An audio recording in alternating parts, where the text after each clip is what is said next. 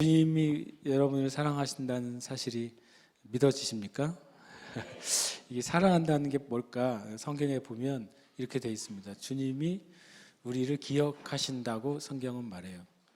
여러분이 누군가를 기억하잖아요. 내가 좋아하는 사람을 기억할 수도 있고 또 나한테 의미가 있는 사람들을 기억할 수 있잖아요. 여러분 마음에 지금 내 인생 가운데 나한테 정말 그분이 없었으면 정말 큰일 날 뻔했어. 아니면 그 사람이 나를 언제 도와줬지 라고 생각하는 사람들이 있잖아요. 반대로 하나님은 우리가 하나님을 도와준 건 없지만 하나님이 여러분을 생각하세요. 첫 번째, 하나님이 우리를 사랑한다는 말은 저와 여러분이 하나님을 생각하지 못할 때에도 하나님이 여러분을 생각하신다는 거예요. 그걸 기억하시기를 축복해요. 누군가가 나를 생각하고 있고, 그리고 그분이 나를 위하고 있고, 그리고 또 더 나아가서 성경에 하나님의 사랑을 뭐라고 되어 있냐면 영어 성경에는 실패하지 않는 사랑 이렇게 되어 있어요. 하나님의 사랑을 표현할 때 그 다음에 끝나지 않는 사랑 이렇게 되어 있어요. 하나님이 저와 여러분을 생각하고 또 기억하고 위하시는데 그게 절대로 실패하지 않습니다. 그리고 절대로 중간에 그만두지 않습니다. 우리가 누군가에 대해서 기대를 가지고 있다가 그 사람이 기대에 못 미치면 우리는 그 사람을 생각하는 것을 멈추잖아요. 그리고 기대했다가 실망하잖아요. 근데 하나님은 저도 그렇고 여러분도 그렇고 절대로 포기하지 않으세요. 우리는 우리끼리 포기한다고 말할 수도 있죠. 저 사람 안 돼라고 말할 수도 있어요. 실제로 그 정도 수준인 것 같은 사람을 우리가 보기도 해요. 정말 내가 아무리 노력해도 변하지 않는구나. 아니면 내가 어떻게 할 수가 없구나. 그런 사람이 혹 있을 수도 있잖아요. 우리 주변에. 또 내 자신이 심지어는 그런 부분도 있을 수 있어요. 그런데 하나님은 여러분과 저를 절대로 포기하지 않습니다. 그리고 하나님의 사랑은 끝나지 않습니다. 저는 이 예배 때마다 이렇게 주님은 나를 사랑해. 그 단어가 너무 좋아요. 저는 주님이 나를 기억하시는구나. 주님이 나를 포기하지 않는구나. 주님이 나를 위하시는구나. 그리고 그것이 끝이 없구나. 늘 그 생각을 하는데 여러분도 동일하게 하나님이 여러분에게 그런 분이십니다. 그것을 고백하시길 축복합니다. 아멘. 오늘 하나님 말씀은 요한복음 11장 43절에서 44절 말씀입니다. 함께 말씀 봉독하겠습니다. 이 말씀을 하시고 큰 소리로 나사로야 나오라 부르시니 죽은 자가 수족을 배로 동인 채로 나오는데 그 얼굴은 수건에 쌓였더라. 예수께서 이르시되 풀어 놓아 다니게 하라 하시니라. 아멘. 오늘 제가 나눌 주제는 풀어 놓아 다니게 하라. 주님이 하신 말씀이죠. 오늘 본문에 나와 있는 나사로가 죽었죠. 그 죽은 나사로가 나흘이 지났어요. 나흘이 지났다는 게 뭔지 아십니까? 한국의 동양의 전통에는 사람이 죽으면 한 2, 3일 동안에는 그 혼이 돌아올 수도 있다라고 생각을 한대요. 그래서 장례를 치를 때 보통 3일장 이렇게 하잖아요. 그 말은 혹시 죽었다가 깨어날 수도 있다고 이제 생각하는 면이 있는 거예요. 우리나라도 이제 전통에 그런 말 아세요? 사람이 죽었다고 하는 걸 칠갑산 넘어갔다 이런 표현이 있어요. 칠갑이 이제 뭐냐면 하나의 갑이 60년이란 말이죠. 칠갑산은 7개의 그 산을 넘어갔다는 거예요.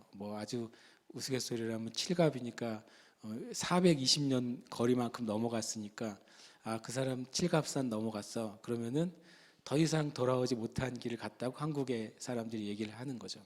그러니까 3일 정도가 혼이 돌아올 수도 있는 혹 그런 일은 없지만 그렇게 생각을 하는 기간인데 이 나사로는 나흘이 지났어요. 사실 이제 이틀 3일이 지나고 나면은 이제 사람의 몸이 안에서부터 부패하죠. 내장이 부패하고 썩어서 이제 냄새가 나기 시작합니다. 정말 이제 사람의 살이 썩어서 냄새가 나죠. 그러니까 나흘이 됐을 때는 이제는 어떻게 시신을 안치해둘 수가 없는 그 상황인 거예요. 그러니까 나흘째 이미 이스라엘은 그 죽은 날 그냥 장례를 치르거든요. 그 나흘이 된 나사로가 살아난 사건, 예수님이 죽으셨다가 부활한 그 사건 외에는 예수님의 사역 가운데 가장 큰 이벤트가 있다면 이 나사로가 죽었다가 살아난 사건이라고 저는 생각해요. 그리고 그것이 모든 사람들에게 증거가 됐기 때문에, 심지어 나중에 유대인들이 나사로까지 죽이려고 그랬어요. 나사로가 죽었다 살아난 사건이 너무나 큰 사건이어서 사람들이 유대인이 아니라 바리새인이 아니라 예수님께로 향하는 그 일이 벌어진 거죠. 근데 실은 성경에 부활이라는 단어가 있잖아요. 그럼 나사로는 부활한 것일까요? 어떤 분이 이렇게 말하더라고요. 나사로도 부활했네요. 근데 나사로는 부활하지 않았어요. 왜냐하면 부활은 예수님이 부활하신 것과 성경에 죽은 자가 살아난 사건들이 여러 번 나오잖아요. 예수님이 부활하신 것과 죽은 자가 살아난 사건의 차이가 뭘까요? 예수님은 부활하신 다음에 영원히 죽지 않으시죠. 그러니까 부활은 죽었다가 살아난 자가 영원히 죽지 않는 상태로 살아났을 때 그것을 부활했다고 표현하는 겁니다. 그래서 부활의 첫 열매는 예수님이에요. 마지막 때 이제 두 번째 부활, 마지막 최종적인 부활이 남아 있다고 고린도전서 15장에 말씀하고 있는 거죠. 그러면 나사로가 죽었잖아요. 그리고 몸이 썩고 냄새가 났어요. 그러니까 의학적으로나 과학적으로나 어떤 확률적으로 살아날 수 있는 상태가 아닌데 실은 나흘 만에 살아난 것이죠. 분명히 보면 아마 썩은 장기가 회복됐다는 소리잖아요. 나사로가 살아났다고 하는 소리는. 그러면 나사로가 살아난 걸 뭐라고 말할 수 있을까요? 부활이 아니면 그것은 치유입니다. 치유. 왜냐하면 마태복음 10장 8절에 보면 예수님이 너희가 가면서 복음을 전파해라. 그러면서 이런 명령을 하십니다. 병든 자를 고치고 죽은 자를 살리고 문둥병자를 깨끗하게 하고 귀신을 내쫓으라. 너희가 거저 받았으니 거저 주라. 이것이 예수님이 제자들을 그 전도여행으로 파송하시면서 하신 말씀이자 명령이에요. 그러니까 병든 자, 죽은 자, 문둥병 걸린 자, 귀신 들린 자가 회복되는 것은 다 뭐예요? 치유의 네 가지 영역인 것이죠. 그래서 예수님은 이 나사로를 치유하신 거예요. 죽어있는 나사로를 치유하셨죠. 왜냐하면 나사로는 살아났죠. 살아났고 살아나서 많은 삶을 살다가 나중에 어떻게 됐습니까? 다시 죽었습니다. 나사로는 실제로 초대교회의 아주 중요한 어떤 리더 중에 한 명으로 그 삶을 드렸던 사람이에요. 그러니까 이 놀라운 사건 안에서 우리가 주님이 살아난 나사로를 향해서 이제 풀어놓아 다니게 하라 라고 말씀하세요. 이 말씀을 통해서 저와 여러분에게 적용될 수 있는 것이 무엇인가 함께 나누고자 합니다. 먼저 지체하시는 예수님이에요. 여러분 요한복음 11장을 이렇게 펼쳐 놓으셨으면 좋겠어요. 혹은 스마트폰으로 요한복음 11장을 찾아서 놓으시면 좋겠어요. 중간중간에 우리가 눈으로 좀 말씀을 보고 싶은 거죠.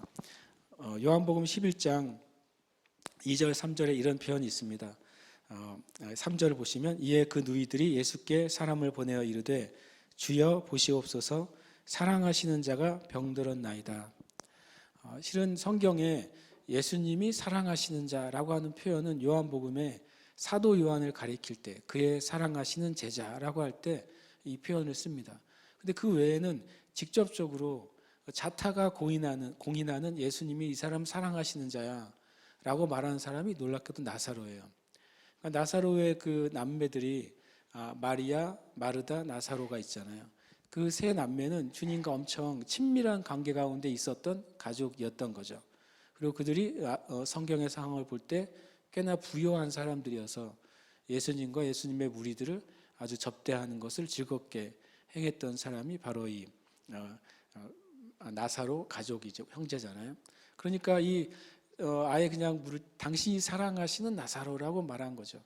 주님이 사랑하시는 나사로가 병들었습니다. 이 말은 뭐예요? 다른 말로 하면 빨리 와서 고쳐주세요. 그 말이잖아요.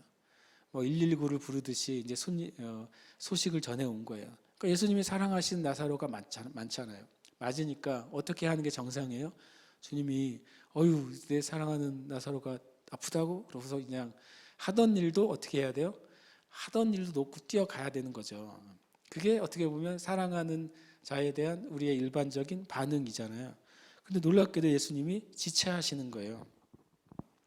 지체하시는데 6절에 보면 이렇게 말합니다. 나사로가 병들었다 함을 들으시고 그 계시던 곳에 이틀을 더 유하시고. 이거 굉장히 신기한 일인 거죠. 주님이 사랑하시는 나사로가 맞다면 이렇게 반응하시면 안 되잖아요. 사랑하시는 나사로가 맞다면 그 말을 듣자마자 하루 만에 갈 수 있는 거리거든요. 달려가면 되는 거예요. 만약에 어떤 일이 있다면 갔다 와서도 할 수 있는 일이에요. 근데 주님이 그것을 듣고 다음날까지 3일째까지 움직이지 않는 거죠. 아마 제자들은 무슨 생각을 했겠습니까? 나사로가 주님이 모든 걸 아시니까 별로 큰 병이 아닌가 보다. 그냥 내버려 두면 나은 병인가 보다라고 아마 제자들은 생각했을 거예요. 왜냐하면 예수님이 안 움직이시니까. 그 3일째 그 이야기를 들은 날, 그 다음날까지도 주님이 가만히 계신 거죠. 그러나 실상은 그 소식이 전해 온 날 나사로가 어떻게 된 거예요? 죽은 거예요. 그 소식을 전하러 온 사람이 예수님께 와서 예수님, 당신이 사랑한 나사로가 병들었어요. 빨리 와서 좀 고쳐주세요라고 돌아갔을 때 나사로는 어떻게 된 겁니까? 죽은 거죠. 그날 죽고 예수님이 지체하신 이틀이 지나고 아직 예수님이 가신 나흘째는 이미 장례가 다 끝났고 또 그 시신은 그 안장이 되어 있고 그리고 시신을 넣어놓은 굴은 막혀져 있고 그 안에서 시신은 썩고 있는 거죠. 이 이스라엘과 같은 지형에서는 시신이 이렇게 자연 상태에 놓으면 엄청 빨리 부패합니다. 덥잖아요. 덥고 습하니까 우리가 있는 것보다 훨씬 더 빠른 속도로 시신이 부패하게 된단 말이죠. 그러니까 그런 상태를 주님이 아시는데도 지체하시는 거예요. 제가 이것을 보면서 여러 가지 생각을 갖게 됐어요. 왜냐하면 15절에 이런 말씀을 하시거든요. 내가 거기 있지 아니한 것을 너희를 위하여 기뻐하노니 이는 너희로 믿게 하려 함이라. 그러나 그에게로 가자. 그에게로 가자고 합니다. 주님이 이틀 3일 지난 다음에 제자들에게 이제는 가자라고 말합니다. 7절에 보면 그 후에 제자들에게 이르시되 유대로 다시 가자라고 말합니다. 그때 제자들의 반응이 이렇게 말합니다. 8절에 보면 제자들이 말하되 랍비여 방금도 유대인들이 돌로 치려 하였는데 또 그리로 가시려 하나이까. 그러니까 예수님에 대한 반감이 아주 그냥 극에 차올랐고 예수님을 이제 거짓 선지자 그리고 또 안식일이나 하나님을 모독하는 자로 여겼기 때문에 예수님을 죽이려고 하는 그러한 살의가 유대인들에게 가득한데 그 예루살렘 근처로 가게 되면 나사로가 사는 동네가 예루살렘 근처잖아요. 가게 되면 우리가 죽지 않겠습니까? 라고 말한 것이죠. 근데 주님은 그러나 그에게로 가자라고 말씀하세요. 제가 이번에 이 말씀을 묵상하면서 그 생각을 들었어요. 나사로가 죽어가고 있고 죽었어요. 그런데 주님이 거길 가시면 우리가 결론을 알잖아요. 그가 살아나요. 하나님의 영광을 보기 전에 우리가 죽음의 자리로 가야 되는 거예요. 우리가 부활과 생명을 만나기 전에 우리가 죽음 앞에 가서 죽음을 맞이하는 그 용기를 내야 되는 것입니다. 그런데 장애물이 하나 있는 거죠. 제자들이 보기에 예수님을 죽이려고 하는 유대인들이 있으니까 갔다가 나사로를 보기는커녕 아직 제자들은 처음엔 나사로가 죽었는지 몰랐을 때 그 유대인들에게 해를 받지 않겠냐고 말하는 거죠. 이런 묵상을 또 하게 됐어요. 우리의 삶 가운데 나사로가 죽어가다가 죽은 것처럼 우리의 삶 가운데 죽어있는 영역이 있는 것이죠. 내 과거의 삶 가운데, 과거의 상처 가운데, 아니면 지금 내가 당면한 문제 가운데 그게 죽어버렸어요. 그런데 나사로를 무덤에 넣고 그냥 그 앞을 그냥 아주 무거운 돌로 막아 놓은 것처럼 실은 내 안에는 죽어있는 영역이 있는데 내 안에는 아직 해결되지 않은 영역이 있는데 그 냄새가 새어나올까 봐 그냥 덮어두는 거예요. 그리고 그냥 그것을 기념만 하면 되는 것이죠. 나사로의 죽음을 그냥 기념하고 장례를 치르면 끝인 거예요. 그것처럼 마치 우리의 삶 가운데 분명히 내 안에 문제가 있고 해결되지 않는 죽어있는 영역이 있는데 그냥 덮어두고 신앙생활을 하는 것이죠. 근데 주님이 그것을 그냥 지나치지 않으시고 그러나 그에게로 가자고 말씀하십니다. 참 저는 이 말이 굉장히 신기하게 다가온 것이, 이미 주님이 그러나 그에게로 가자 할 때는 4일이 지난 상태였잖아요. 그러면 그는 어떤 상태예요? 죽어있는 상태죠. 죽어있는 나사로, 시신이 된 나사로, 썩어서 부패가 일어나고 냄새가 나는 그 나사로를 주님이 살아있는 자처럼 그으라고 말씀하세요. 성경은 보면요, 영어 성경은 예수님을 가르칠 때 예수님이 돌아가시기 전에는 그라고 하고요, 돌아가신 예수님은 성경도 시체라고 써 있어요, 단어를요. 그런데 그렇다면 여기에 보면 언어의 의미는 시체에게로 가자고 말해야 되죠. 근데 예수님은 죽고 4일이 지나고 나흘째가 되고 썩고 있는 나사로를 살아있는 그라고 말씀하시는 거예요.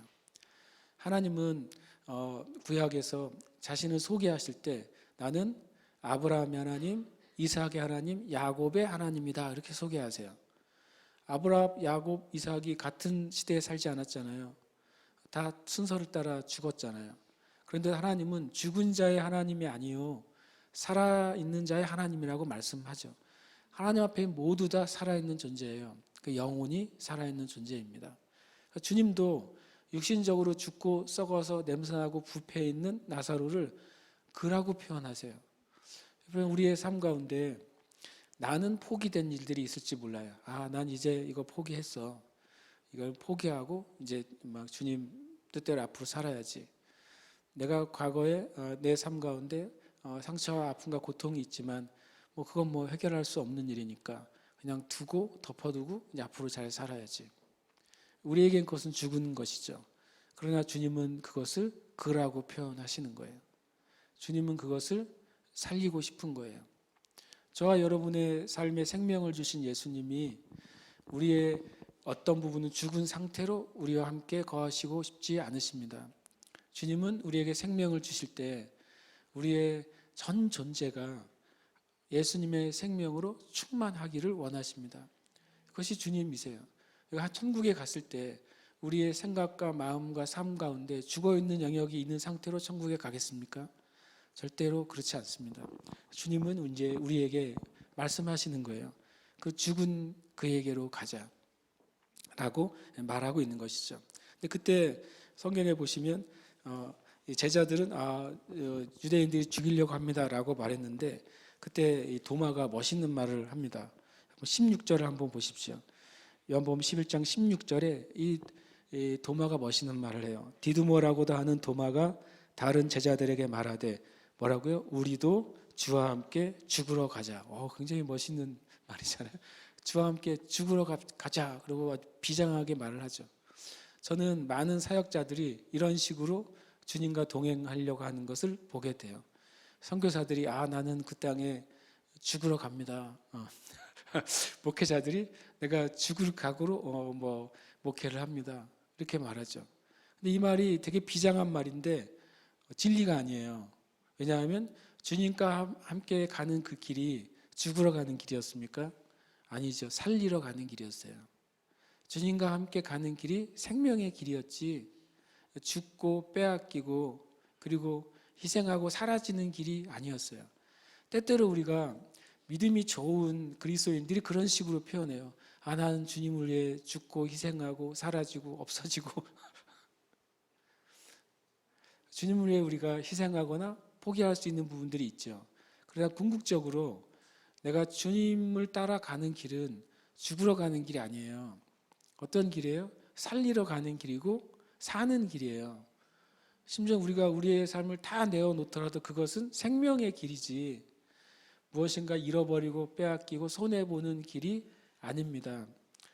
이 디두모라고 하는 도마가, 디두모가 쌍둥이라는 뜻이잖아요. 디두모는 쌍둥이 중에 한 명이었을 거예요. 성경에 쌍둥이가 별로 안 나오는데 여기 도마가 쌍둥이였죠. 그 디두모가 말했지만 주님은 거기에는 아무 말도 안 하세요. 왜냐하면 주님은 죽으러 가는 길이 아니셨고 살리러 가는 길이었고 제자들에게 무엇인가를 더 알게 하고 싶어서 가는 거였어요. 이 말씀에 보면 내가 거기 있지 아니한 것을 너를 위해 기뻐한대요. 신기하게도 주님이 나사로가 죽어갈 때 가셨으면 나사로가 어떻게 됐겠어요? 살아났겠죠, 당연히. 그러면 제자들은 뭐라고 생각하겠습니까? 역시 우리 예수님이야.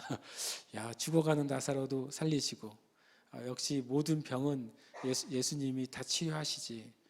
또 예수님이 또 귀신들을 내쫓으시잖아요. 역시 예수님은 귀신을 쫓으시는 분, 병자를 치료하시는 분, 저 바리새인들과 다르게 권위 있는 가르침을 주시는 좋은 선생님. 여기서도 예수님을 랍비어라고 말하잖아요. 그렇게까지 예수님을 알고 있었는데 이제 주님은 그렇게 예수님을 아는 것으로 부족하다고 여기시는 것이죠. 만약에 나사로가 아팠을 때 곧장 갇혀서 고치셨다면 그들은 주님에 대한 이해가 거기까지였을 거예요. 치유하시는 분, 마귀를 쫓으시는 분, 문제를 해결하시는 분, 그리고 좋은 가르침을 주시는 분. 그러나 주님은 그 죽어있는 나사로에게 가자고 말씀하십니다. 그렇게 가야 우리가 진짜 주님이 어떤 분인지를 우리가 깨닫게 되는 거죠. 저와 여러분은 예수님을 어디까지 알고 있습니까? 요한 1서 1장 1절이 이렇게 말씀하고 있어요. 태초부터 계신 생명의 말씀에 관하여 우리가 들은 바요, 눈으로 본 바요, 자세히 살펴본 바요, 손으로 만진 바라. 태초부터 계신 생명의 말씀은 예수님이죠. 예수님이 생명의 말씀이에요. 쉽게 말하면 생명의 말씀이신 예수님을 내가 아는 만큼 그 생명이 임하는 거예요. 근데 생명이 어느 단계까지 임하겠냐고 말하고 있냐면 사도 요한은 생명의 말씀을 들은 단계까지 생명이 임할 수 있다. 눈으로 본 만큼 생명이 임할 수 있다. 자세히 살펴본 만큼 생명이 임할 수 있다. 손으로 만진 만큼 생명이 임할 수 있다라고 하는 거죠. 만약에 어떤 약이 있다면 그 약을 피부에 바르면 이 약은 겉에 피부에만 영향을 줘요라고 말할 수 있습니다. 어떤 약은 스며들어 가지고 피부 안쪽까지 영향을 줘요라고 말할 수 있죠. 또 어떤 약은 당신의 근육까지 영향을 줄 수 있어요라고 말할 수 있습니다. 만약에 어떤 약은 당신이 바르기만 하면 뼛속까지 영향을 줘서 완전히 바꿉니다라고 만약에 말한다면, 그러면 우리가 그 약을 생각할 때 제일 좋은 약의 효과는 뭐예요? 그 뼛속까지 영향을 주는 그 약이 우리에게 더 유익하지 않겠어요? 예수님을 믿는데 때로는 우리가 들은 바요, 거기까지만 예수님을 믿고 멈추는 그리스도인들이 꽤나 많습니다. 생명의 말씀을 가여 들은 바요, 거기는 어디까지일까요? 성경에 믿음은 들음에서 난다고 그랬어요. 어떤 사람들은 예수님에 대해서 듣고 예수님을 믿고 그래서 구원받은 것까지만 신앙생활이 가는 거예요. 예수 믿고 구원받았으니까 천국 갈 수 있으니까 거기서 나의 신앙생활이 멈추는 많은 그리스도인들이 있습니다. 그가 구원은 받겠지만 그 하나님 나라에서는 아무 영광과 상급이 없겠죠. 그뿐만 아니라 그가 구원은 받겠지만 이 땅을 살아가는 동안 예수님을 통해 우리에게 약속하신 것들을 누리거나 경험하거나 맛보지 못하고 그냥 똑같이 세상 사람들과 같이 살아가는 삶을 살게 될 것입니다. 어떤 사람은 또 한 걸음 더 나아가서 생명의 말씀이신 예수님에 대해서 눈으로 본 바까지 갈 수 있습니다. 눈으로 보는 건 이제 감각적으로 어떻게 합니까? 더 가까이 가는 것이죠. 예수님에 대해서 경험하는 경험이 있는 거예요. 은혜의 경험이 있고 또 주님을 만나는 치유의 경험이 있고 어떤 감동의 경험이 있는 것, 눈으로 보는 바요로 말하는 거죠. 여기까지만 이르는 경우도 있어요. 그러면 그런 신앙인은 은혜가 있는 것을 쫓아다니는 신앙생활을 하는 거예요. 어디 가면 말씀이 좋다더라. 그러면 그 집회를 찾아갑니다. 어디 가면 굉장히 예배에 기름 부음이 있다더라. 그럼 거기를 쫓아가는 거죠. 어디 가면 치유가 있다더라. 그럼 거기를 쫓아가는 것입니다. 눈으로 보는 것, 경험하는 신앙을 쫓아가는 사람들이 있고 많은 그리스도인들이 그런 삶을 평생 살아가기도 합니다. 그러나 생명의 말씀에 관한 그 경험은 거기서 멈추는 것이 아닌 거죠. 그 다음이 자세히 살펴본 바입니다. 자세히 살펴보는 게 뭡니까? 겉으로 보이는 게 아니라 굉장히 가까이서 살펴봐서 그 안에 있는 내부적인 것을 보는 거예요. 자세히 살펴보는 것은 저는 계시적인 지혜가 열리는 거라고 생각합니다. 하나님을 만날 때 예수님 안에서, 말씀 안에서 내가 개인적으로 하나님 나에게 하시는 그 음성을 듣는 거예요. 나를 향한 진짜 하나님의 온전한 부르심과 목적을 깨닫는 거예요. 내가 그냥 착하고 선하고 교회 생활 잘하는 그리스도인으로 인생을 마치는 게 아니라 하나님이 나에 대해서 가지고 있는 부르심을 내가 깨닫는 거예요. 똑같이 교인이지만, 똑같이 신앙생활 하지만 내가 정말 내 부르심을 따라서 신앙생활을 하는 것이죠. 그런 그리스도인들이 많지 않습니다. 착하고 선한 그리스도인들 한국에 되게 많다고 생각해요. 그렇지만 정말 내가 말 그대로 왜 태어났는지, 내가 우연히 태어난 존재가 아니라면, 내가 그냥 어쩌다가 생긴 존재가 아니라면, 하나님이 성경에 말한 것처럼 우리 한 사람 한 사람을 향한 사랑과 계획과 목적을 가지고 창조된 존재가 내가 맞다면, 그러면 이제 우리는 정말 내 인생의 목적이 뭘까를 생각해야 돼요. 그리고 그것이 주님의 말씀 앞에서 자세히 우리 자신을 들여다보게 되는 거예요. 예레미야에게 주님이 나타나셨을 때 내가 너를 태중에서부터 너를 알았다라고 말씀합니다. 태중에서부터 내가 너를 열방의 선지자로 세웠다고 말씀합니다. 예레미야가 하나님 안에서 자신의 목적이 무엇인지를 듣기 전까지는 예레미야는 그냥 하나님을 사랑하는 그냥 성도인 것이죠. 예레미야는 그냥 주님을 따라가는 그런 믿음의 사람인 거예요. 그러나 하나님 안에서 내 인생의 목적을 들은 다음부터는 예레미야는 어린 자였지만, 그러나 열방의 선지자로 그 삶을 드리기 시작하는 겁니다. 여러분, 모세가 80살이 될 때까지 자기 인생의 목적을 몰랐잖아요. 80살 때까지 진짜 내 인생의 목적이 이 고통받고 그리고 노예 상태에 있는 자기 백성을 구원하는 것이 내 인생의 목적과 가치라는 사실을 80년 동안 몰랐다고요. 그거 잘못됐다는 개념이 아니라 주님의 나를 향한 목적을 알 때까지 성경적으로는 진짜 내 인생을 온전히 사는 건 아니라는 말이에요. 구원받고 은혜 받고는 살 수 있지만, 그래서 구원받는 데 지장은 없어요. 그러나 내가 진짜 내 인생의 목적을 알 때에는 내 삶이 엄청 달라지는 것이죠. 내 삶에 이전에 없던 엄청난 동기가 부여되고, 그리고 엄청난 소망이 생기는 것입니다. 바라기는 저와 여러분이 정말 주님의 말씀을 자세히 살펴봐서 생명의 말씀이 내 인생의 목적을 아는 데까지 이르기를 축복합니다. 그 다음에 보면 손으로 만진 바라고 말합니다. 그래서 완전히 주님을 경험하는 삶으로 나아가는 거예요. 그가 목회자이든 선교사이든 아니면 내가 직업을 가진 성도든 상관없이 우리는 다 거기까지 가기를 갈망해야 돼요. 내가 늘 주님 안에서, 임재 안에서 살아가는 삶, 그것이 참 하나님이 우리에게 원하시는 삶이죠. 그러나 그 삶을 우리가 가기 전에 이 문제를 해결해야 돼요. 그러나 그에게로 가자. 내 안에 죽어있는 그 영역에 앞으로 가야 돼요. 그것은 참 힘든 일입니다. 그리고 우리가 가고 싶지 않습니다. 왜냐하면 잘 덮어놨거든요. 그래서 별로 특별히 냄새도 나오지 않고 내가 그냥 기념하고 지나가면 되는 것이거든요. 근데 주님이 거기로 가자고 하시는 것입니다. 혹시 여러분이 주님 앞에 그곳으로 가려 하는데 이 제자들에게는 유대인들이 걸림돌이었다면, 여러분들에게 혹 걸림돌이 있다면 오늘 우리가 말씀을 듣고 기도할 때 그 걸림돌이 제거되는 시간 되시기를 축복합니다. 주님이 부활이요 생명이시라고 이제 스스로를 말씀하십니다. 이 11장 25절 26절 이렇게 말씀하세요. 예수께서 이르시되 나는 부활이요 생명이니 나를 믿는 자는 죽어도 살겠고 무릇 살아서 나를 믿는 자는 영원히 죽지 아니하리니 이것을 내가 믿느냐. 여러분, 예수님이 부활이고 생명인 것을 믿으십니까? 아멘. 요 말 그대로를 믿으세요. 주님을 믿는 자는 죽어도 살겠고 살아서 믿는 자는 영원히 죽지 않는 영생을 받게 되었다는 사실을 믿으십니까? 주님이 물어보는 거예요. 이것을 네가 진짜 믿느냐? 그것을 정말 믿느냐라고 하는 것이죠.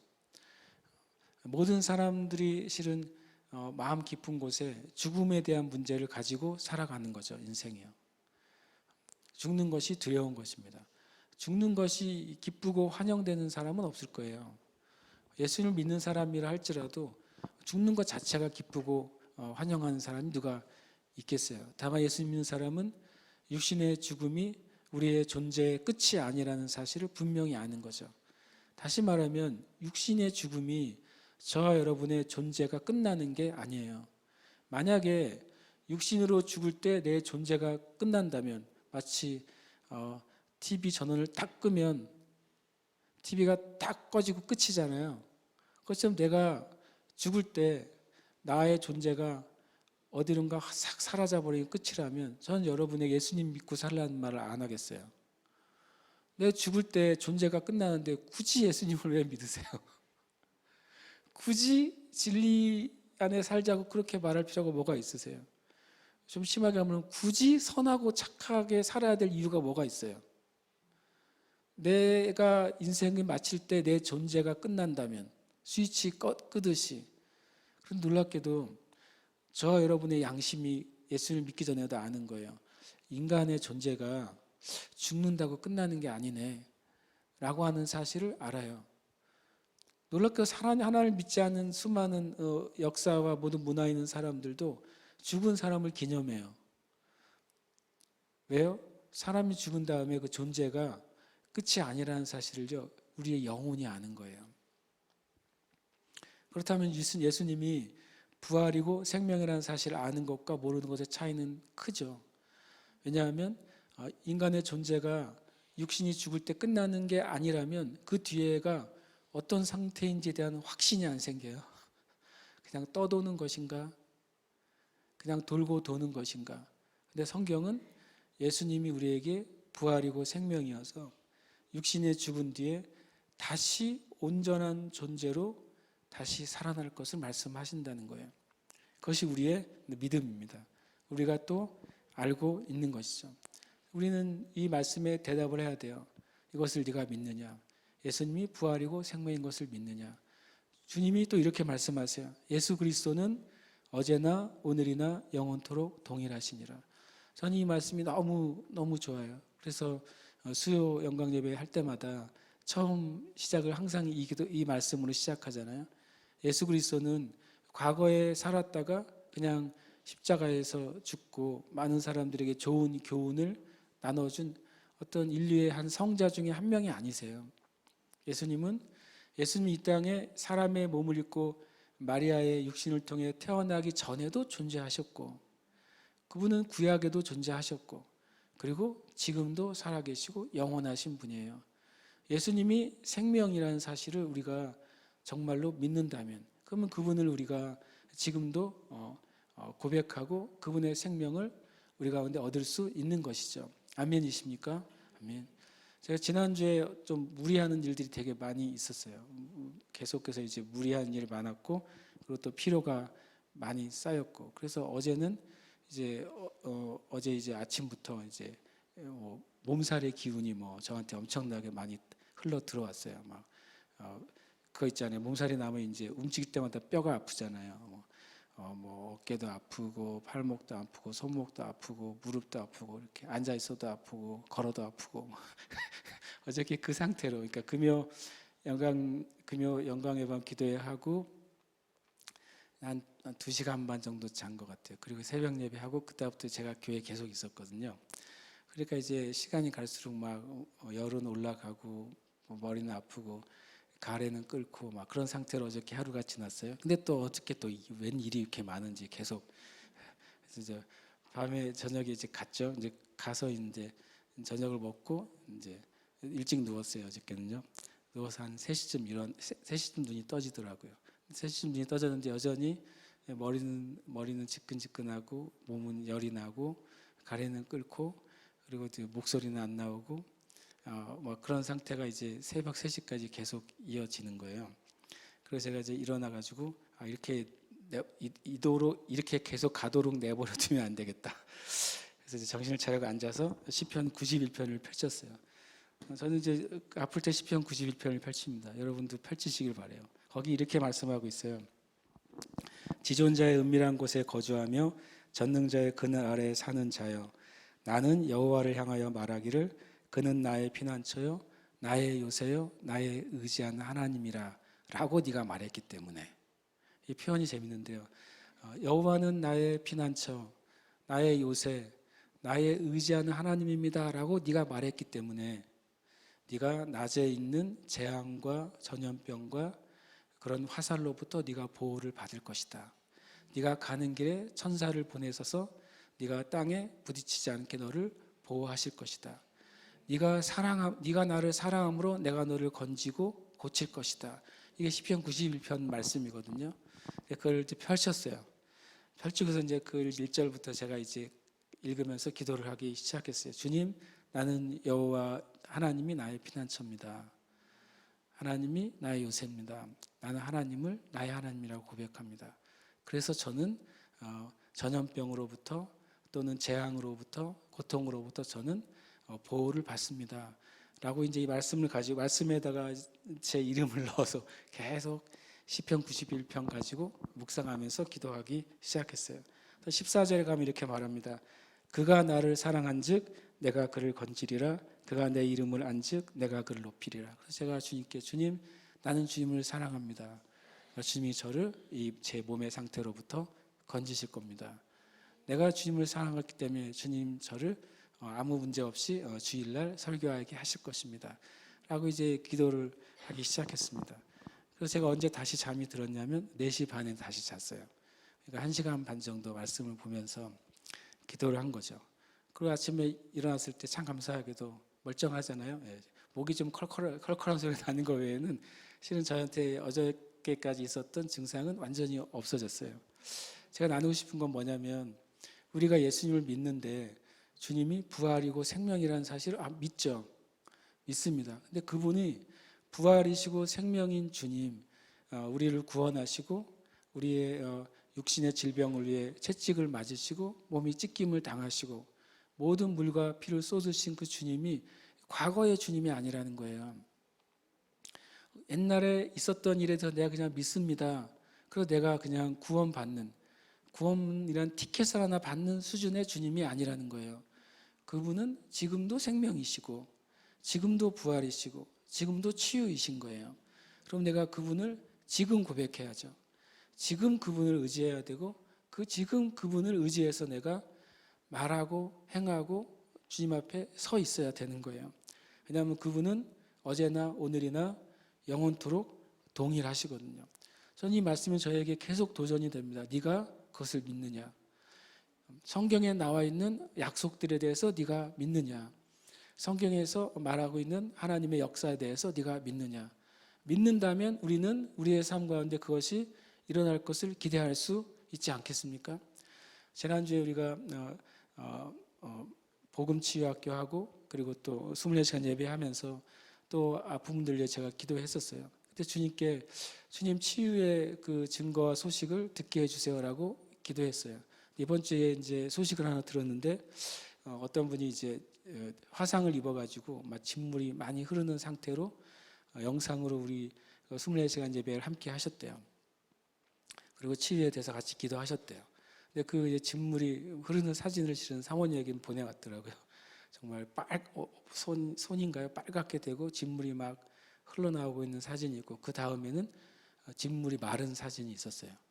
그날 예배 드리고 그리고 치유를 위해 기도할 때 그 화상의 진물을 주님께서 말려주셨다고 그것을 이제 사진을 보내오셨어요. 그래서 하나님 너무 감사합니다라고 제가 기도했어요. 그리고 주중에 우리 서울에 있는 사리미가 항상 튜브로 음식을 공급받다가 입으로 밥을 먹는 놀라운 일이 시작이 됐잖아요. 그래서 주님 너무나도 제가 감사해요 그렇게 기도했어요. 우리가 치유를 위해 기도하는데 우리는 치유의 그 증거를 보여달라고 또 우리는 구해야 됩니다. 하나님은 더 많은 일들을 우리에게 나타내 줄 줄 믿습니다. 지난주에 함께 나와서 기도했던 형제 자매들에게 치유의 증거를 주실 것입니다. 그래서 우리가 하나님께 영광을 올리게 될 겁니다. 아멘. 요한복음 11장 21절 32절에 희한한 말이 2번 반복이 되더라고요. 마르다하고 마리아 두 자매가 하는 말인데요. 마르다가 예수께 여짜오되 주께서 여기 계셨더라면 내 오라버니가 죽지 아니하였겠나이다. 참 이 말이 재미있었어요. 그리고 그 다음에 또 마리아도 그 얘기를 해요. 마리아가 예수 계신 곳에 가서 배웠고 그 발 앞에 엎드려 이르되 주께서 여기 계셨더라면 내 오라버니가 죽지 아니하였겠나이다. 이 말을 보면서 무슨 생각을 했는지 아세요? 은근히 주님을 원망하고 있어요. 믿음의 말인 것처럼 보죠. 주님 계셨으면 치유됐을 거예요. 그래서 제가 가만히 이걸 들여다보니까 은근한 원망이에요. 뭐냐면 왜 빨리 안 오셨어요? 왜 주님 우리 오빠가 죽기 전에 오실 수 있었잖아요. 내 생각에는 주님이 올 수 있었는데 왜 안 오셨습니까? 라고 하는 주님께 대놓고 원망은 못 하는데 은근히 주님 여기 계셨더라면 마치 믿음의 말 같지만 약간 아쉬움이 들어가 있는 거예요. 그래서 제가 우리가 믿음의 말이라고 하면서 혹시 이 마르다 마리아처럼 말할 데 없는가? 주님 치유하시는 분이시지 이렇게 말하는 거죠. 주님이 함께 하시는 분이시지, 주님이 도와주시는 분이시지, 죄는 짓지 않으면 거기까지만 얘기하는 거죠. 그러나 마음 아주 밑에 가라앉아 있는 생각 안에 은근한 원망이 있는 거예요. 물론 그것이 그 마리아와 마르다 안에 얼마나 슬픔이 있었겠어요. 다 해결할 수 없는 얼마나 마음의 고통이 있었겠어요. 그 주님이 아시죠. 아시지만 은근히 밑에 깔려있는 원망, 그것은 실은 알고 보면 은근한 불신앙인 거예요. 우리가 믿음의 삶을 살면서도 내 마음 감정의 한쪽 언저리에 작은 불신앙이 있을 수 있어요. 내가 믿음으로 행동을 하면서도 내 안에 아직 완전히 깨끗하게 제거되지 않은 그 불신앙이 있을 수 있어요. 그것이 뭐냐면 주님을 어디까지 아느냐에 대한 한계인 것이죠. 마르다도 마리아도 제자들도 예수님은 치유하시는 분, 귀신을 쫓으시는 분, 진리를 가르쳐 주신 분, 거기까지는 알았어요. 그들의 한계가 어디까지였습니까? 유대인들도 이렇게 말합니다. 37절에 그중 어떤 이는 말하되 맹인의 눈을 뜨게 한 이 사람이 그 사람은 죽지 않게 할 수 없었더냐. 그들이 생각하는 주님은 어떤 분이냐면 죽기 직전까지 해결하시는 분이었던 거예요. 죽기 직전까지는 예수님이 계시면 다 돼. 근데 죽은 다음에는 이렇게 말하는 거예요. 주님이 오셨더라면 그 사람은 죽지 않게는 할 수 없더냐라고 말하고 있는 것이죠. 그러나 우리가 예수님은 부활이고 생명이신 것, 그 예수님은 어제나 오늘이나 영원토록 동일하다는 사실을 믿습니다. 그래서 우리는 그것을 고백할 때 우리가 알고 있던 예수님에 대한 한계를 우리가 오늘 뛰어넘고 돌파하는 은혜가 있으시기를 축복합니다. 주님은 부활하시고 생명이세요. 예수님께서 이르시되 돌을 옮겨 놓으라라고 말합니다. 그러니까 우리 안에 있는 은근한 불신앙을 제거하는 길이 뭡니까? 그것은 냄새를 가로막고 있는 돌을 옮겨 놓는 거예요. 내 안에 죽어 있는 부분을 주님 앞에 드러내는 거예요. 그것은 어려운 일이죠. 나의 그 어떤 핸디캡을 나의 약점을 말하는 건 어려운 일이에요. 근데 그건 주님 앞에서 하는 거죠. 사람 앞에 떠버리는 것이 아니라 저와 여러분이 오늘 주님 앞에 주님, 제가 내 안에 냄새나는 것, 죽어져 있는 것, 그러나 덮어놓고 있는 것, 저 오늘 제가 그 돌을 옮기고 싶습니다 라고 우리 고백하길 축복합니다. 그 돌을 옮겨 놓는 것이죠. 내 마음 깊은 곳에 해결되지 않았는데 덮어두고 있는 것, 이해는 안 되는데 그래도 예수님이니까, 하나님이니까 이해는 다 안 되지만 주님, 제가 이거는 패스하겠습니다 라고 하는 것. 그러나 주님이 지나가지 않으시고 돌을 옮겨 놓으래요. 마르다가 한번 저항합니다. 주여, 죽은 지가 나흘이 되어 벌써 냄새가 납니다. 이것은 거기까지 이르지 못한 거예요. 주님이 분명히 나는 부활이요 생명이야 라고 말씀하셨지만 아직 마르다가 그 4일이 돼서 썩고 있는 나사로가 일어날 거라는 것은 거기까지는 가지 않은 것이죠. 그러나 주님이 말씀하십니다. 뭐라고 말씀하십니까? 예수께서 이르시되 내 말이 네가 믿으면 하나님의 영광을 보리라 하지 아니하였느냐. 이 말을 듣고 마르다가 돌을 옮겨 놓는 것이죠. 하나님의 영광이 뭡니까? 하나님의 영광이 임하는 길 첫 번째로는 바로 죽음에 임한다는 사실이에요. 죽은 영혼이 하나님의 구원의 영광이 임해서 구원받는 일이 어떻게 일어납니까? 내가 죽었다는 사실을 고백해야지 구원이 임하는 거예요. 나의 의가 살아있고 나는 죄 지은 적이 없어요. 특히 누구에게 해코지 한 일이 없어요. 옛날에 제가 전도할 때 이런 말하는 어른들 되게 많이 만났어요. 나는 그래도 누구에게 도둑질한 적 없고 양심대로 살았어. 근데 그런 분들에게 선생님은 죄인이에요. 선생님의 영혼은 죽었어요. 이대로 인생을 마치면 지옥에 가요. 라고 하는 게 그거를 이해시키고 설득하는 게 아주 어려워요. 그런데 어떤 분들이 하나님의 구원의 영광이 임하기 쉬운 줄 아세요? 자기가 죄인이라고 생각하는 사람이요. 나 정말 죄인이야. 이렇게 말하는 사람에게는 주님이 그 죄를 용서해 주신 분이에요 라고 말할 때 내가 죄인이고 죽은 자라는 사실을 고백하는 사람은 하나님의 영광을 보는 거예요. 그 사람이 구원받는 거예요. 여러분, 우리가 우리 힘으로 안 됩니다. 주님, 저는 나의 노력과 힘으로 이것이 해결되지 않는다는 사실을 압니다. 부활이요 생명이신 예수님밖에는 답이 없다는 사실을 내가 인정합니다 라고 할 때 그 죽음 위에 영광이 임하는 거예요. 우리가 주님께 고백하는 것이죠. 돌을 옮기는 게 뭡니까? 그 고백을 하는 거예요.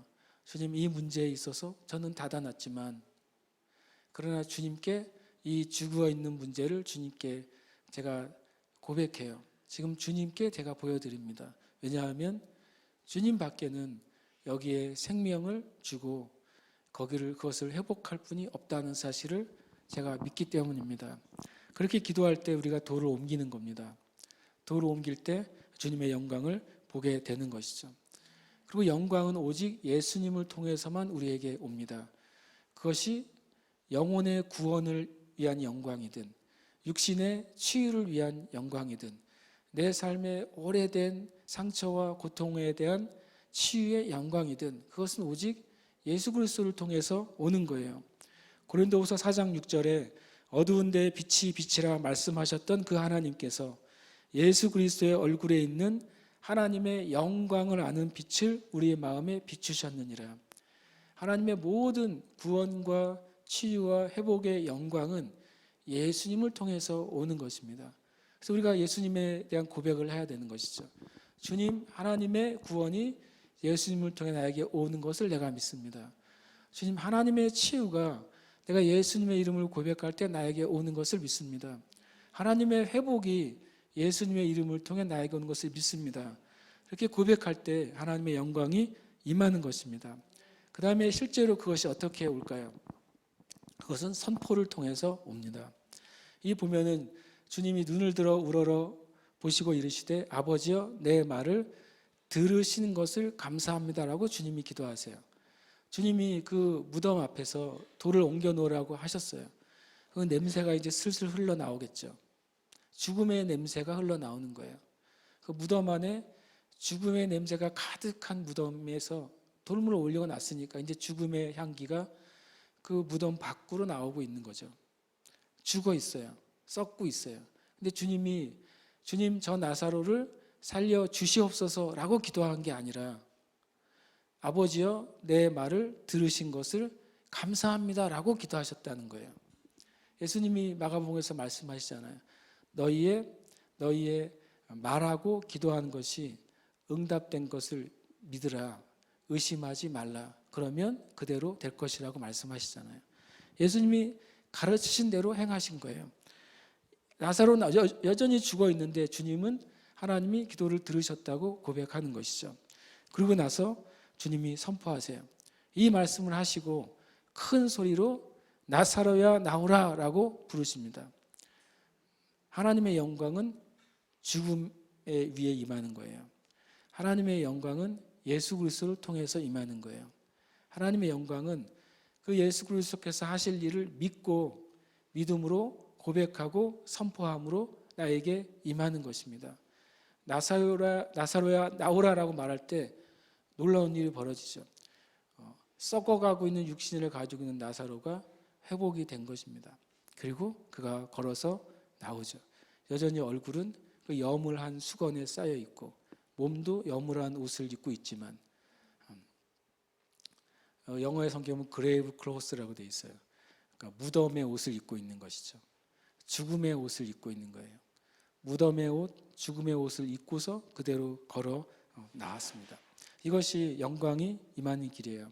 다시 한번 영광은 우리의 죽은 그 자리에 임합니다. 우리가 죽음을 인정하는 곳에서 영광이 임하는 거예요. 죽음의 자리에서 예수 그리스도의 이름으로 영광이 임하는 거예요. 죽음의 자리에 성경에서 말씀하신 예수 그리스도를 통해 주신 은혜를 고백하고 선포함으로 임하는 것입니다. 그런데 이 영광이 임한 다음에 끝나지 않으셨어요. 주님이 나사로가 살아났다고 끝나는 게 아니라 풀어놓아 다니게 하라라고 말씀하십니다. 어떤 경우에는 은혜가 은혜로 끝날 때가 있습니다. 그냥 주님께 받은 은혜, 예배의 감동, 그 은혜의 감동으로만 끝날 때가 있어요. 여러분, 왜 우리가 받은 은혜로만 끝나려고 하십니까? 이제 정말 내가 주님을 위해 또 주님의 이름으로 내가 어떻게 살아야 될지를 주님께 구해야 됩니다. 주님, 내가 구원 받았으니까 내가 주님의 나라 안에서 또 주님을 위해 내가 가지고 있는 달란트, 내가 가지고 있는 직업, 내가 살아가는 삶 안에서 어떻게 주님을 위해 살아야 되겠습니까? 그것이 우리 안에 있는 죽음의 옷들이 풀어지는 거예요. 구원받아도 여전히 연약한 상태로 살아가는 것을 하나님이 원하지 않습니다. 우리 안에 있는 죽음의 그 옷들을 다 벗어버리고 정말 하나님 나에게 주신 참된 생명의 삶을 살아가는 것, 그것이 주님이 우리에게 오늘 말씀하시는 겁니다. 자, 여러분 함께 기도하기를 원합니다. 요한복음 11장 43절 44절 말씀인데요, 함께 읽겠습니다. 이 말씀을 하시고 큰 소리로 나사로야 나오라 부르시니 죽은 자가 수족을 배로 동인 채로 나오는데 그 얼굴은 수건에 쌓였더라. 예수께서 이르시되 풀어놓아 다니게 하라 하시니라. 아멘. 지난주 월요일, 화요일, 수요일 3일 동안 어떤 에스더에서 하는 목회자 그 포럼에 갔다 왔는데요. 그때 그 순복음 대구교회 그 이건호 목사님 설교를 들었어요. 제가 보니까 CTS 뭐 새롭게 하소서에 그분 간증이 나오셨더라고요. 그분이 주님의 은혜를 받기 전에 엄청나게 많은 영적으로 삶의 어려움을 갖고 살아왔다고 하시더라고요. 엄청난 우울증과 그리고 심각한 그런 상태 가운데, 그리고 20년 이상 머리가 깨질 듯이 아픈 두통 가운데 그렇게 살았다고 그래요. 고등학교 때 공부를 하다가 머리가 너무 깨질 것 같아가지고 방바닥을 막 대굴대굴 구르면서 머리가 아프면 온 동네에 있는 진통제들을 사다가 막 몇 알씩을 먹으면서 그렇게 공부를 했어야 됐다고 하더라고요. 근데 그분이 잭 윈터의 예수원단에서 나온 잭 윈터 책이 있다고 살펴보니까 제가 아는 건 아버지의 집으로라는 책을 제가 하나 갖고 있는데 그 책에 나와 있는 내용이었던 것 같아요. 그 책에 보면 이렇게 말씀하셨대요. 죄가 있으면 떠오르게 하시고 상처가 있으면 생각나게 하소서. 따라해 볼까요? 죄가 있으면 떠오르게 하시고 상처가 있으면 생각나게 하소서. 그 말씀을 이제 이분이 계속 이제 적용을 한 거예요. 주님, 죄가 있으면 떠오르게 하시고 상처가 있으면 생각나게 해주세요. 그래서 죄가 떠오르면 어떻게 하라? 회개하라. 상처가 있으면 그 다음에 뭐가 답이 먼저? 상처가 생각나면 울라. 그렇게 말씀하고 있대요. 그래서 그분이 주님께 상처를 떠올랐을 때 울기 시작했대요. 어렸을 때 엄청 많이 맞았다고 그래요. 맞을 때 자기가 안 울었다는 거예요. 그냥 견뎠대요. 그런데 그 맞을 때 받은 상처가 떠오를 때 울기 시작했대요. 그때 내가 정말 고통스럽고 힘들었고 억울하고 그리고 괴로웠지. 그러면서 울기 시작하는데 그분이 오랜 시간 동안 그 삶을 다스리고 있던 마귀의 일들, 우울증, 그런 고통, 그리고 머리에는 두통이 떠나간 거예요. 그러면서 그분이 주님께 그 기도를 하세요. 주님이 우리를 해방하시고 자유케 하시는 분이십니다 라고 하는 설교를 제가 들었어요. 그래서 정말 은혜롭다고 생각이 들었어요. 근데 저는 이제 그 문장의 표현은 아니지만 저는 그 기도는 자주 하거든요. 주님, 죄를 깨닫게 해주세요. 내가 이것이 죄인 줄 모르고 행했던 말과 행동을 깨닫게 해주세요 라고 많이 기도하거든요. 그러면 그게 어느 날 깨달아지면 주님 앞에 너무 부끄럽고 뭐 도망가고 싶어요. 그러나 그때 해결을 하는 거죠. 어떻게 해요? 주님, 제가 참 몰랐습니다. 그렇게 말하는 게 죄인 줄 몰랐고 그렇게 행동하는 게 죄인 줄 몰랐습니다. 주님, 이 죄를 주님께 회개합니다. 그리고 제가 거기서부터 어떻게 해요? 빠져나오는 것이죠. 그 죄의 감옥으로부터 내가 빠져나오는 거예요. 상처도 마찬가지입니다. 내가 억울한 일을 당하고 그리고 합당하지 않은 대우를 당하고 과거에 많은 일들이 있죠. 심지어 우리는 하나님께 상처받았다고 여기는 사건들도 있어요. 하나님 왜 그러셨어요? 라는 사건도 있죠. 하나님이 계셨으면 아까 이 마리아와 마르다처럼 주님이 계셨더라면 내 오빠가 죽지 않았을 거예요. 주님이 왜 그때 안 계셨나라고 하는 그런 상처들이 우리 안에 있어요. 근데 그 상처가 떠오를 때 주님은 주님이 하신 일 아니라는 사실을 깨닫게 해주세요.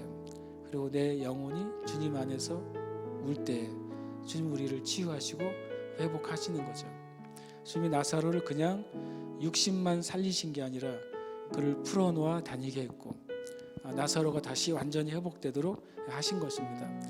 그리고 한 번 더 이 말씀을 한번 읽을 때 나사로에다가 여러분 이름을 넣어서 한번 믿음으로 여러분 마음속에 혹시 그런 것이 있다면 그것을 향해서 선포하는 겁니다. 나사로야, 죽어져 있는 그 부분이 여러분 자신을 향해 선포하는 거예요. 나오라 라고 선포합니다. 함께 말씀 한번 이름을 넣어서 읽겠습니다. 시작. 이 말씀을 하시고 큰 소리로 공영아 나오라 부르시니 죽은 자가 수족을 배로 동일체로 나오는데 그 얼굴은 수건에 쌓였더라. 예수께서 이르시되 풀어놓아 다니게 하라 하시니라. 아멘. 우리 함께 고백하겠습니다. 나는 나의 모든 죽게 되고 죽은 문제를 가지고 예수님께 나아간다. 아멘. 고백합니다.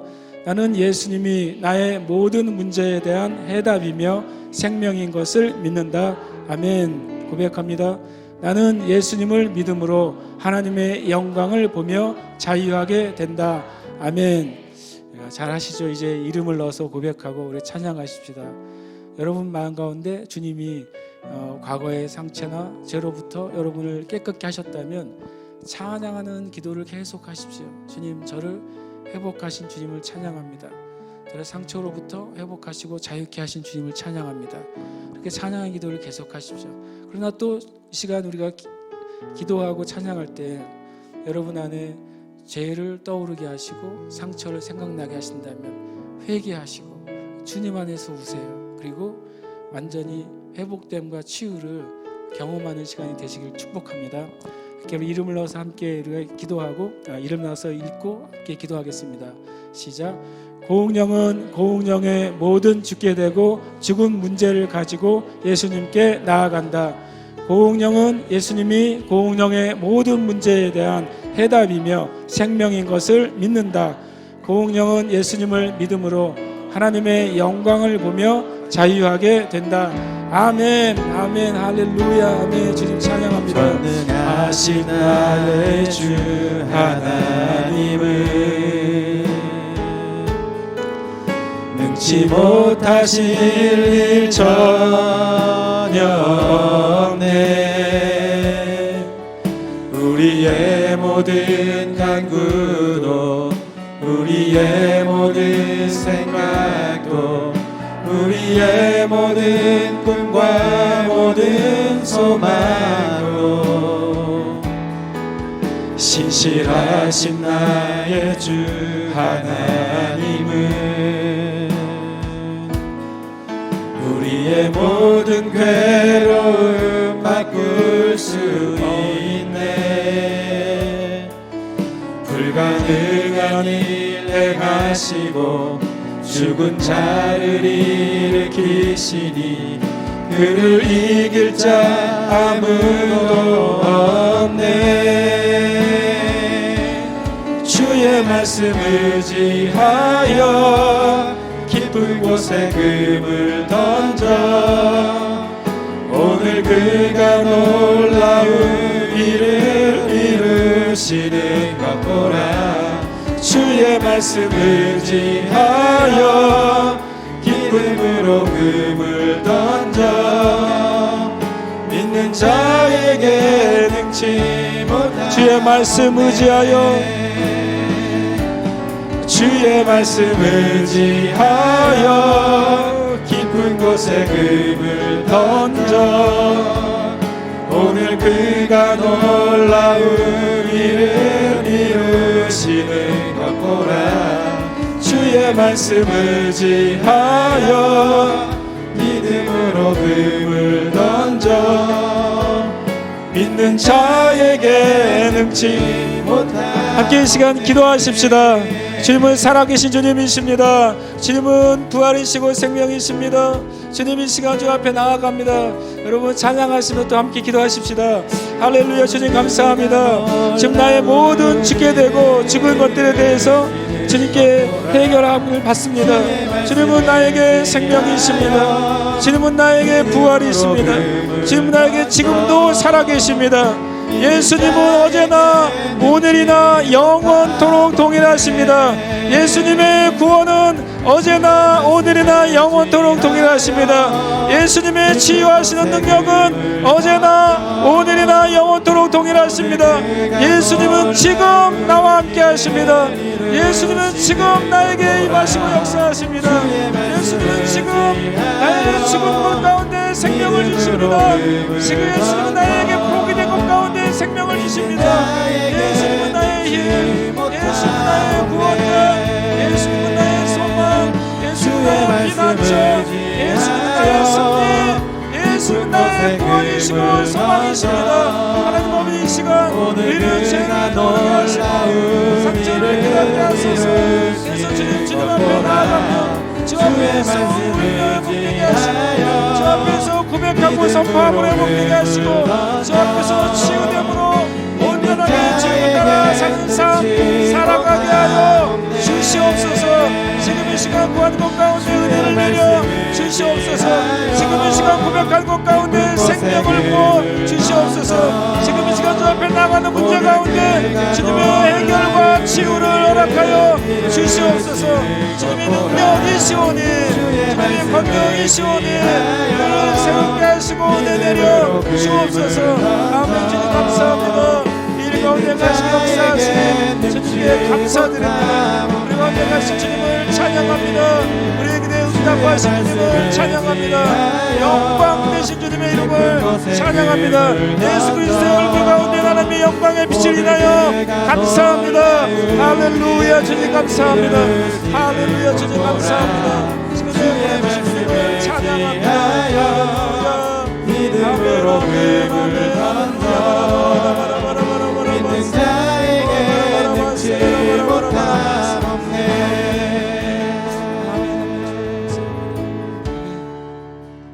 하나님 우리의 죽어있는 부분에 예수 그리스도의 얼굴에도 하나님의 영광의 빛이 임합니다.